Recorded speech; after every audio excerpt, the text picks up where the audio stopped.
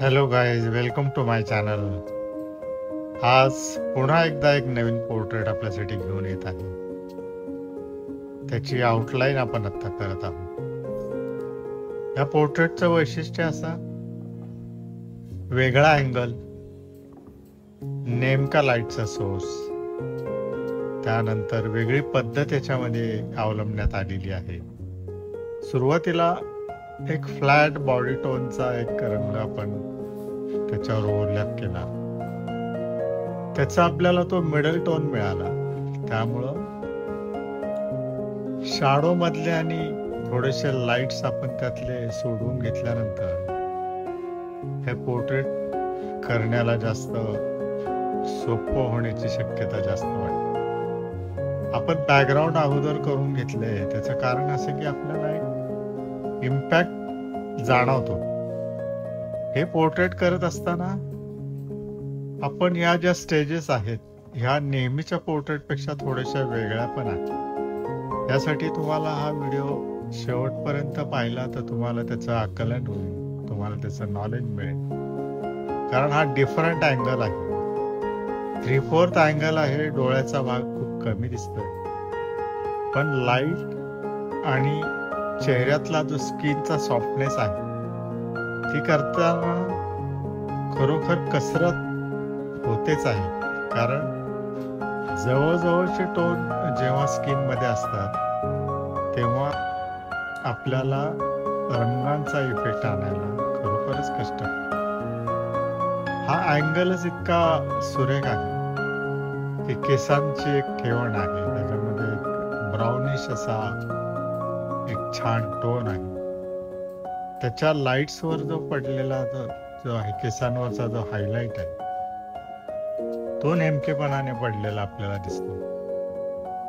या चेहऱ्यामध्ये आपण हळुवारपणे लाईट वाढवत काम करतोय.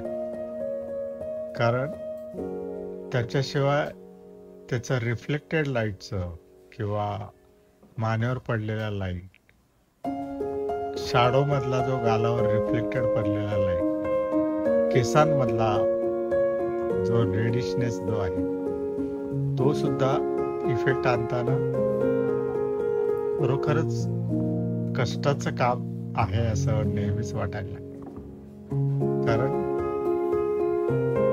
या व्यक्तिचित्रामध्ये बॅकग्राऊंड करण्याचंच कारण महत्वाचं असं होतं की रंगाची हार्मनी, एकूणच ब्राऊन कलरला जो बॅकग्राऊंडचा कलर आहे तो सूट होतोय आणि चेहऱ्यावर एक वेगळा इम्पॅक्ट झाल्यासारखा आपल्याला दिसतो.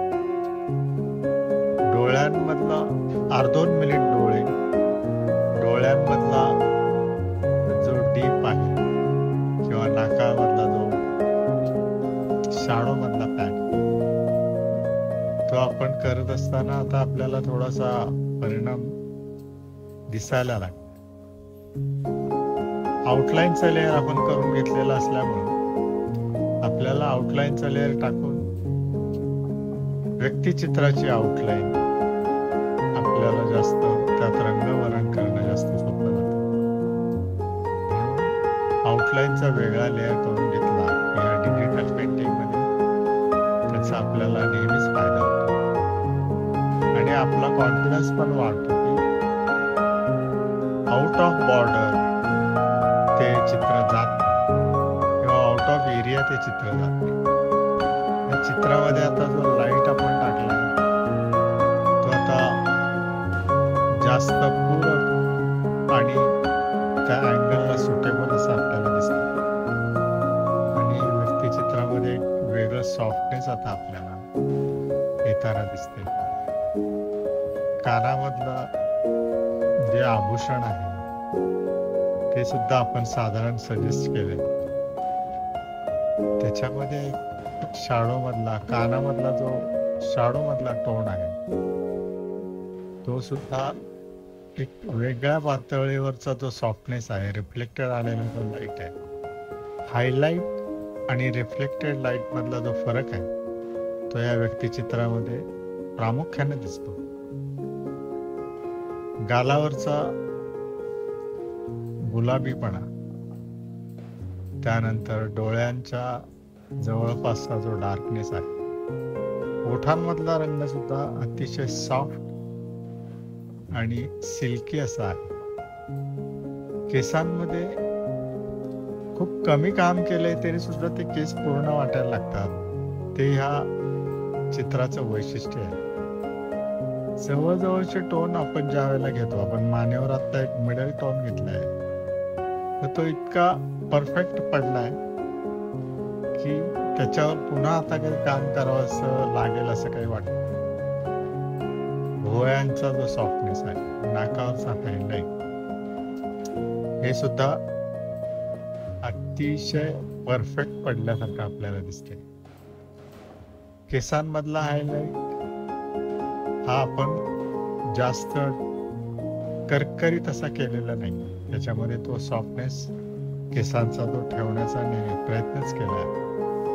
पण आता नाकावरचा हायलाइट तो इतका परफेक्ट आहे की तो लाईटचा सोर्स आपल्याला जाणवत आहे की ही व्यक्ती एका खिडकीच्या कडेला एका छान लाईटच्या सोर्सला बसलेली आहे आणि एक टक समोर नजर लावून बसलेली आहे, हे आपल्याला आता जाणवतं.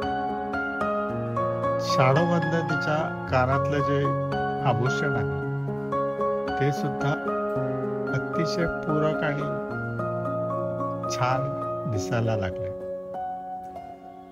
केसांवरचा हलकासा लाईट आणि आता ओठांवर आणि नाकाच्या खाली जो आपण प्युअर हायलाइट टाकला, तो सुद्धा खूप सुरेख दिसायला लागला. आणि या व्यक्तिचित्राला आता जवळजवळ पूर्णत्व आल्यासारखं आपल्याला दिसतंय. कारण ह्या चित्राचं वैशिष्ट्यच हे आहे की त्याच्या नाकावरचा आणि ओठांच्या वरचा आणि गालावरचा जो हायलाइट नेमकेपणाने पडलं की ह्या चित्राचं यश आपल्याला मिळालं असं आपण म्हणतो. कारण चेहऱ्यामध्ये कमीत कमी टोन आहे, एक सॉफ्टनेस आहे.